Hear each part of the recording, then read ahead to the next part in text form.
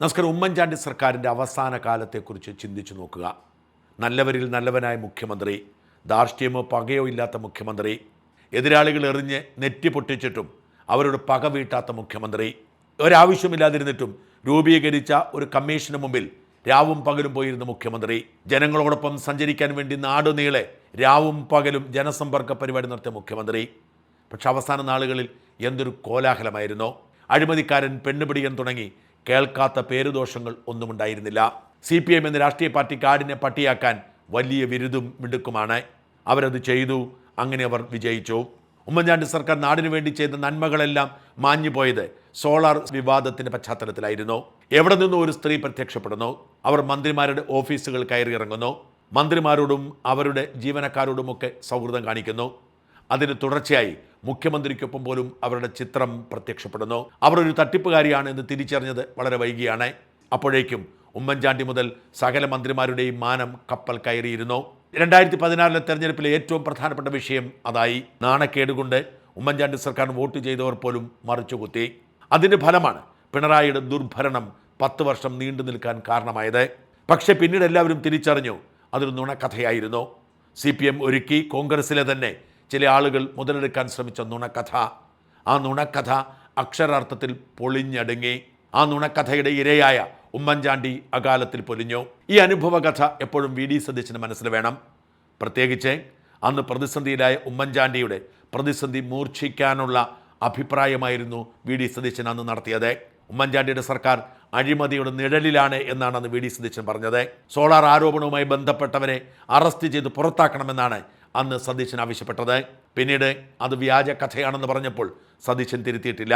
അതുകൊണ്ട് തന്നെ ആ ഒരു പിതൃദോഷം കൂടി ഉമ്മൻചാണ്ടിക്കൊപ്പമുണ്ട് എന്ന് മറക്കരുത്. അതുകൊണ്ടാണ് മുഖ്യമന്ത്രി VD സതീശനോട് പറയുന്നത്, നിർബന്ധമായും ഈ വീഡിയോ കാണുക. എത്ര തിരക്കുണ്ടെങ്കിലും ഈ ചെറിയ വീഡിയോ കാണാതെ പോവരുത്.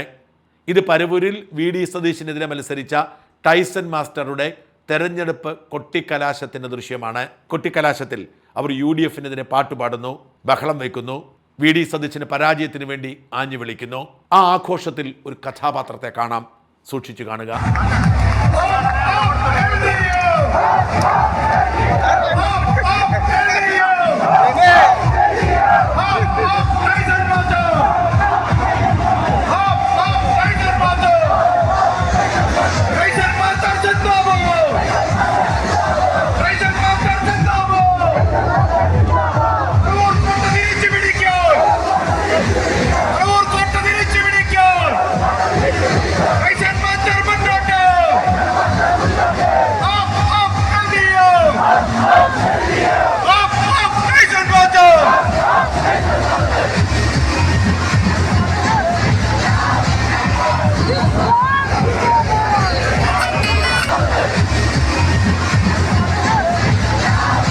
അറിയാമോ ഈ കഥാപാത്രത്തെ? ഞാൻ സ്ത്രീകളോട് ആദരവുള്ള വ്യക്തിയാണ്. അതുകൊണ്ട് സോഷ്യൽ മീഡിയയിൽ അവർക്കെതിരെ ഇപ്പോൾ പറയുന്ന വാക്കുകളൊന്നും ഞാൻ അവരെക്കുറിച്ച് ഉപയോഗിക്കാൻ ആഗ്രഹിക്കുന്നില്ല. ബഹുമാനത്തോടെ മാത്രമേ ശ്രീമതി റിനി ആൻ ജോർജിനെക്കുറിച്ച് സംസാരിക്കാൻ ഞാൻ ആഗ്രഹിക്കുന്നുള്ളൂ. കാരണം എല്ലാ സ്ത്രീയും ബഹുമാനിക്കപ്പെടേണ്ടതാണ്. ഈ യുവതിയായിരുന്നു രാഹുൽ മാങ്കൂട്ടത്തെ വീഴ്ത്താനുള്ള ഇടതു തിരക്കഥയിലെ ആദ്യത്തെ കഥാപാത്രം. അവർ അത് ഭംഗിയായി സുരക്ഷിതമായി അവതരിപ്പിച്ച സ്ഥലം വിട്ടു. പിന്നീട് സഖാക്കൾ അത് ഏറ്റെടുത്തു. ഒടുവിൽ രാഹുൽ മാങ്കൂട്ടത്തിൽ ജയിലിലായി. ഇപ്പോൾ MLA പോലും അല്ലാതായി. പക്ഷേ ഇവരെ ഏറ്റെടുത്തത് VD സതീശനായിരുന്നു. VD സതീശൻ അവർക്ക് പിതൃതുല്യനാണ് എന്നാണ് അവർ അവകാശപ്പെട്ടത്. അവരുടെ ബർത്ത്ഡേക്ക് VD സതീശൻ കേക്ക് മുറിക്കുന്ന ദൃശ്യം പുറത്തു വന്നു. എന്നാൽ ഒരിക്കൽ പോലും അവർ പറഞ്ഞ അവകാശവാദം VD സതീശൻ എവിടെയും ആവർത്തിച്ച് കണ്ടില്ല. സാധാരണ ഏതൊരാളോടുമുള്ള പരിചയത്തിനപ്പുറത്തേക്ക് VD സതീശന് ഈ സ്ത്രീയോടുമുണ്ടെന്ന് ഞാൻ വിശ്വസിക്കുന്നുമില്ല. പക്ഷെ അവർ അങ്ങനെയല്ല പറയുന്നത്.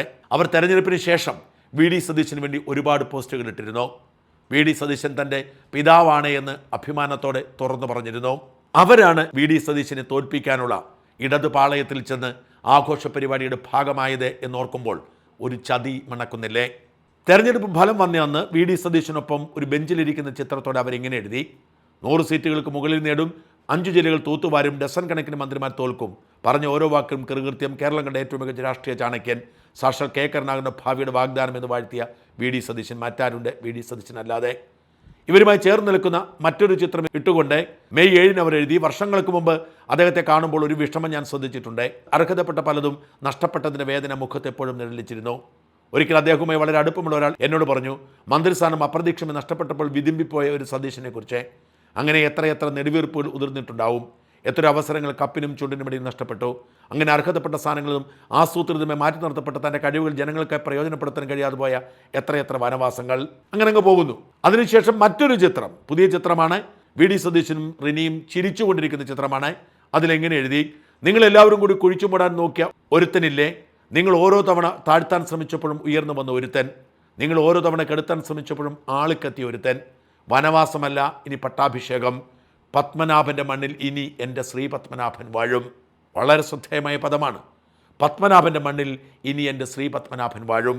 റിനിയുടെ വാക്കുകൾ വി ഡി സതീശനുമായുള്ള ആത്മബന്ധത്തെ ഊട്ടിയുറപ്പിക്കുന്നതാണ്. വി ഡി സതീശൻ അത് എൻഡോഴ്സ് ചെയ്തിട്ടില്ലെങ്കിലും. പിന്നെ കേരളത്തിലെ ആഭ്യന്തരമന്ത്രിക്ക് മുണ്ടുകൊണ്ടൊരു പടം എടുത്തുകൊണ്ട് ഇത്തരമൊരു സൽക്കാരം. ഇനിയാണ് ഏറ്റവും പ്രധാനപ്പെട്ട പോസ്റ്റ് കേൾക്കേണ്ടത്. മിനിഞ്ഞാന്ന് രാത്രി സത്യപ്രതിജ്ഞയ്ക്ക് ശേഷം ഇട്ട പോസ്റ്റാണ്. എൻ്റെ ജീവിതത്തിലെ മനോഹരമായൊരു സുദിനം. ഞാൻ MLA എന്ന് സ്നേഹപൂർവ്വം വിളിച്ചിരുന്ന വ്യക്തി കേരളത്തിൻ്റെ CM ആയ ദിവസം. എൻ്റെ സ്വപ്ന സാക്ഷാത്കാരം കൂടിയായിരുന്നു അദ്ദേഹത്തിന് മുഖ്യമന്ത്രി പദം.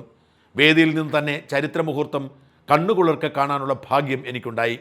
ഒരിക്കലും പ്രതീക്ഷിക്കാത്ത ഒരു നിമിഷം. ഒരുപാട് ദേശീയ നേതാക്കളെ അടുത്ത് കാണാനും സംസാരിക്കാനുമുള്ള അവസരം ലഭിച്ചു.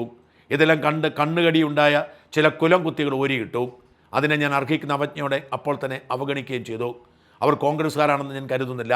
കാരണം കോൺഗ്രസ്സുകാർ എത്രയും സ്നേഹവായ്പയോടെയാണ് എന്നോട് പെരുമാറിയത്.